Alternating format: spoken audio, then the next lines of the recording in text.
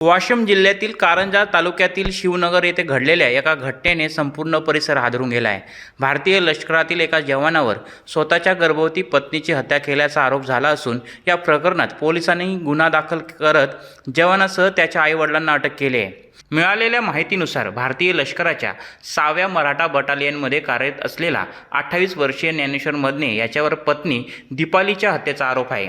मृत महिलेच्या भावाच्या म्हणण्यानुसार दुपारी आरोपीचा फोन आला आणि दीपाली घरात पडल्याने तिला रुग्णालयात दाखल केल्याचे सांगण्यात आले।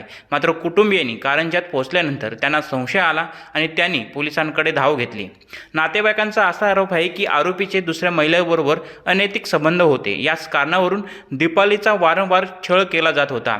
काही महिन्यांपूर्वी दोन्ही कुटुंबांमध्ये बैठक होऊन वाद मिटवण्याचा प्रयत्नही झाला होता। मात्र हा वाद अखेर एका भीषण घटनेत बदलल्याचा आरोप कुटुंबियांनी केला आहे।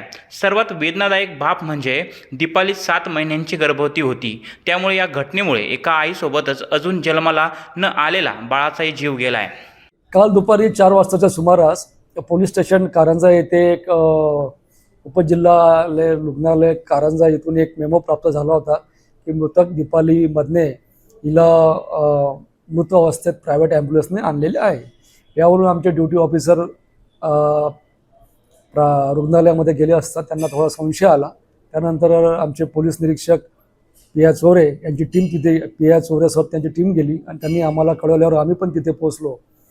एकंदर तिथे तिच्या गळ्यावरचे व्रण बघता प्राथमिक अंदाज आम्हाला आलेला होता। त्या अन्वये तिच्या भावाला, जो तिचा भाऊ आहे दीपालीचा माने नावाचा, हे नातेवाईक आमच्याकडे पोलीस स्टेशनला आले। त्यांच्या फिर्यादवरून आरोपी ज्ञानेश्वर नंदू मदने व इतर 2 यांच्या विरुद्ध गुन्हा नंबर 512/26 कलम 103(1) 85 भारतीय न्याय संहिता अन्वये गुन्हा नोंद केलेला आहे।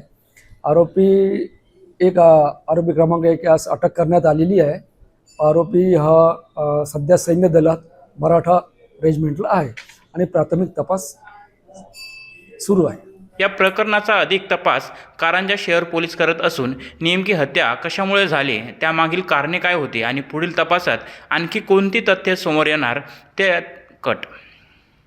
या प्रकरणाचा अधिक तपास कारंजा शहर पोलीस करत असून नेमकी हत्या कशामुळे झाली, त्यामागील कारणे काय होती आणि पुढील तपासात आणखी कोणती तथ्ये समोर येतात याकडे आता सर्वांचं लक्ष लागून आहे।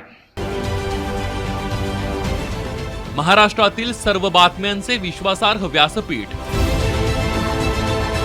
सकाळच्या सर्व सोशल मीडिया प्लॅटफॉर्मला लाईक, फॉलो आणि सबस्क्राईब करा। तसंच सर्व नोटिफिकेशनसाठी बेल आयकॉन प्रेस करायला विसरू नका।